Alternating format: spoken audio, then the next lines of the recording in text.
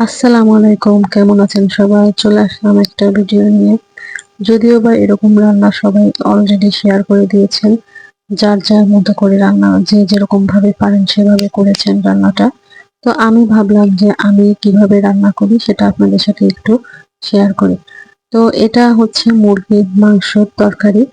তো এটা দেখতে পাচ্ছেন কতটা সুন্দর দেখতে হয়েছে, কালারটা অথেন্টিক এসেছে আর খেতেও অনেক মজা হয়েছিল। আমি রান্নাটা খুব সহজেই করার চেষ্টা করেছি। মানে যে উপকরণগুলো দিয়ে রান্নাটা করলে এত সুন্দর কালার আসবে আর খেতে মজা হবে। তো সেভাবে রান্না করার চেষ্টা করেছি। রান্নাটা আমি সহজভাবে চেষ্টা করেছি। তো চলুন কিভাবে রান্নাটা করেছি দেখি। তো এখানে আমি প্যানের মধ্যে দিয়ে দিব পেঁয়াজ কুচি, কাঁচামরিচ ফালি আর পরিমাণ মতো তেল দিয়ে এগুলোকে আমি হালকা বাদামি কালার হয়ে আসা পর্যন্ত ভেজে নিব। তো এখানে অবশ্যই লক্ষ্য রাখবেন যে আমি কিভাবে রান্নাটা করেছি সেটা অবশ্যই লক্ষ্য রাখবেন। তো এখানে আমি এগুলোকে ভেজে নিব। তো ভাজা হয়ে গেলে এর মধ্যে আমি দিয়ে দিব সব রকমের বাটা মসলা। তো এই তো এখন আমি দিয়ে দিব পেঁয়াজ বাটা 2 টেবিল চামচ, আদা রসুন বাটা 1.5 টেবিল চামচ আর জিরে বাটা 1 টেবিল চামচ।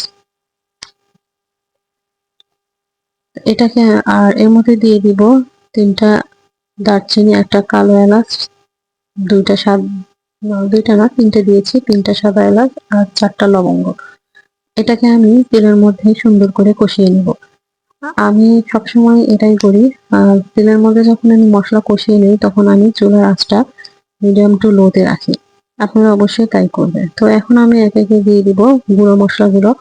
তো দিয়ে দিয়েছি স্বাদ মতো লবণ, মরিচের গুঁড়ো 2 টেবিল চামচ দিয়েছি, হলুদের গুঁড়ো দিয়েছি 1 টেবিল চামচ আর ধনিয়া গুঁড়ো দিয়েছি 1/2 টেবিল চামচ। তো এগুলো দিয়ে মশলাগুলো আমি তেলের মধ্যে সুন্দর করে ভেজে নেব। অবশ্যই চেষ্টা করবেন তেলের মধ্যে মশলাগুলো ভাজতে। পানি দিয়ে মানে কষাবেন না মশলাটা। এরকম ভাবে যদি কষিয়ে রান্না করেন আপনার তরকারিটা অনেক মজা হবে। তো এই তো আমার কষানো প্রায় শেষ হয়ে গেছে। এখন আমি এর মধ্যে দিয়ে দিব মুরগির মাংস। তো এখানে আমার প্রায় হাফ কেজির একটু বেশি হবে মুরগির মাংস আছে। তো আপনারা আপনাদের পছন্দ অনুযায়ী মসলা ব্যবহার করে, পরিমাণ অনুযায়ী মসলা ব্যবহার করে আপনাদের রান্নাটা রান্না করবেন। তো এই যে মাংসটা দিয়ে আমি এটাকে সুন্দর করে নেড়ে ঢাকনা দিয়ে ঢেকে দিব। আর মাংসতে আমি কোনো পানি ব্যবহার করব না এখন। মাংস থেকে যে পানিটা ছাড়বে সেই পানিতেই আমি এটাকে কষিয়ে নিব ভালোভাবে। এই তো দেখতে পাচ্ছেন মাংস থেকে পানি উঠে গেছে এবং পানিটা অনেকটা কমে আসছে। আসলে আমি অফলাইনে এটাকে কষিয়ে নিয়েছি অনেকখানি। এভাবে আমি কষিয়ে রান্না করব যতক্ষণ পর্যন্ত না এটার থেকে তেল ছাড়বে। আমি ঢাকনা দিয়ে ঢেকে আবার এটাকে কষিয়ে নিব। তো যখন আমি দেখবো যে এরকম ভাবে তেলটা ছেড়ে দিয়েছে তখন আমি এর মধ্যে দিয়ে দিব পরিমাণ মতো আলু। আপনারা চাইলে এভাবেও রান্না করতে পারেন, তবে আমি আলুটা ব্যবহার করব কারণ আমার মাংসের মধ্যে আলু খেতে ভালো লাগে। তো আপনারা চাইলে এরকম ভাবে কষিয়ে তারপরে এর মধ্যে পানি দিয়ে রান্না করতে পারেন। তো দিয়ে দিব এখন আমি কেটে রাখা আলু। এখানে আমি 3টা মাঝারি সাইজের আলু কেটে দিয়েছি। আপনাদের পছন্দ অনুযায়ী আলু দিতে পারেন। তো এখন আমি আলুগুলো দিয়ে সুন্দর করে নেড়ে দিয়ে এটাকে আমি রান্না করতে থাকবো যতক্ষণ পর্যন্ত না তেল উঠে আসে তরকারিতে। তো এই তো এ পর্যায়ে কিন্তু অবশ্যই আপনার চুলার মিডিয়াম টু মানে যদি হাই রাখতে চান সমস্যা নেই, তবে বারবার ঢাকনাটা উঁচু করে নেড়ে দিবেন যাতে নিচে পুড়ে না যায়। তো এখন আমি এখানে পানি দিয়ে দিব পরিমাণ মতো। পানি দিয়ে এটাকে আমি হাই হিটে রান্না করতে থাকবো।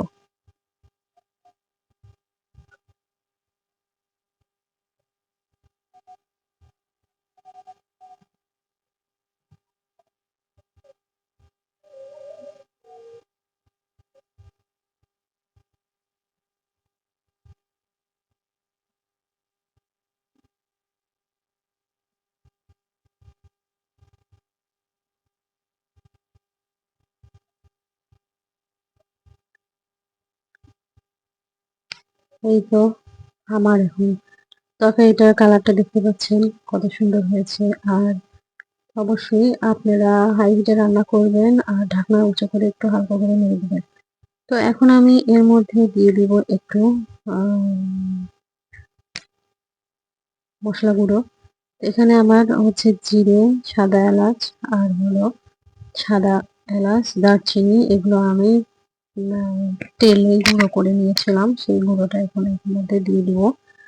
তো দিয়ে এটাকে আমি রান্না করব। তো রান্না অলমোস্ট শেষ। এই তো দেখতে পাচ্ছেন কতটা সুন্দর হয়েছে, কালারটা কত সুন্দর আসছে। অবশ্যই আপনারা বাসায় ট্রাই করবেন। আর আমি এটাকে সহজভাবে আপনাদের সামনে তুলে ধরার চেষ্টা করেছি। অবশ্যই জানাবেন কেমন হয়েছিল আপনাদের রান্নাটা, বাসায় ট্রাই করবেন। আর তরকারিটা দেখতে যতটা সুন্দর হয়েছিল, খেতে তার চেয়ে বেশি মজা হয়েছিল। আর বাসায় অবশ্যই ট্রাই করবেন। আর কেমন হয়েছিল অবশ্যই আমাকে জানাবেন। ভালো থাকবেন সবাই। আল্লাহ হাফেজ। অবশ্যই বাসায় ট্রাই করবেন। আর কমেন্টে অবশ্যই আমাকে জানাবেন কেমন হয়েছে।